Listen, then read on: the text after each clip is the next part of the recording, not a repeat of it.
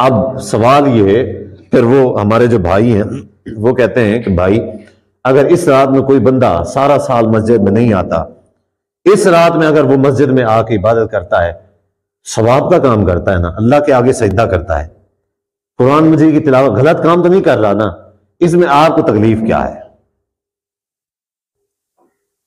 वो सवाब का काम कर रहा है, अगर किसी भी बहाने से कर रहा है, चले मान लिया भी गलत है, आखिर में वो ये कहते हैं, आखिर में यही बात कहते हैं कि चले मान लिया ये साबित नहीं है, तो अगर कोई बंदा आ रहा है अल्लाह की इबादत कर रहा है, तो आप लोगों को क्यों तकलीफ है? वो अल्लाह की इबादत कर रहा है, वो गलत काम तो नहीं कर रहा। देखिए मसला ये है, हमें तकलीफ इस बात से है कि दीन के अंदर एक चीज को ला के खड़ा कर दिया,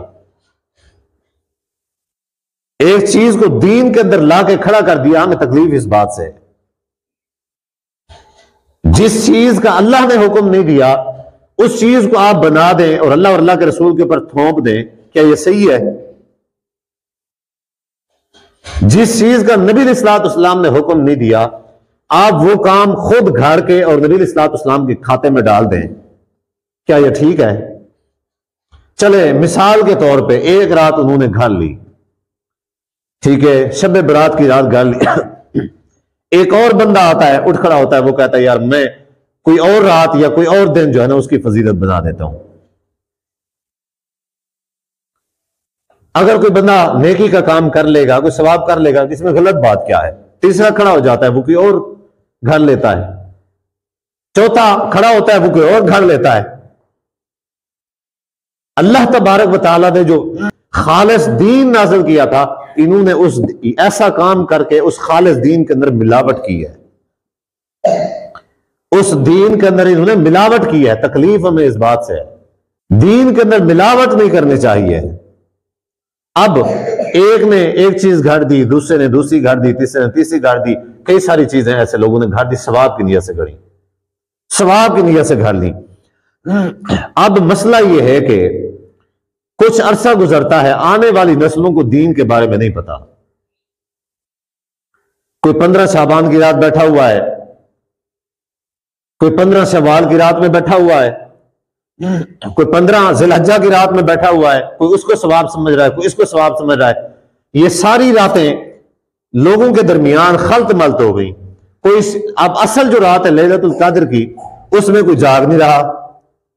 15 शाबान की रात में लोग जाग रहे हैं। नुकसान हुआ कि नहीं हुआ?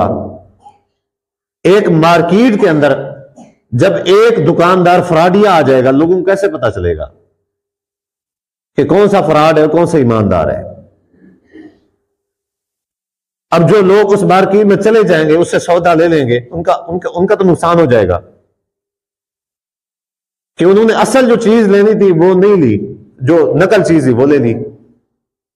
अब दूसरा फ्रॉडिया अगर उस मार्केट में आ जाता है, अवाम का नुकसान नहीं होता? होता है। तीसरा फ्रॉडिया, जितने ऐसे फ्रॉड आते जाएंगे उतना ज्यादा नुकसान होता रहेगा। ऐसे ही दीन के अंदर जितनी ज्यादा बिदात आती जाएंगी, नुकसान होता रहेगा। अच्छी चीजों का बिक्रा कम हो जाएगा, जो बुरी चीजें हैं, नुकसान वाली हैं, फजूल है, नकल माल है, वो बिकना शुरू हो जाएगा। तो दीन को खालिस रहने दें, दीन के अंदर मिलावट ना करें। हमें मसला ये, हम ये चाहते हैं जो दीन नबी अलैहिस्सलाम ने हम तक पहुंचाया था, क़यामत तक हम उस दीन की हिफाजत करें, क़यामत तक आने वाले लोगों तक वही खालिस दीन हम पहुंचाएं। हमें तकलीफ इस बात से है। तकलीफ की वजह यह है, अगर हर बंदा घड़ना शुरू कर दे फिर तो दीन खालिस नहीं रहेगा।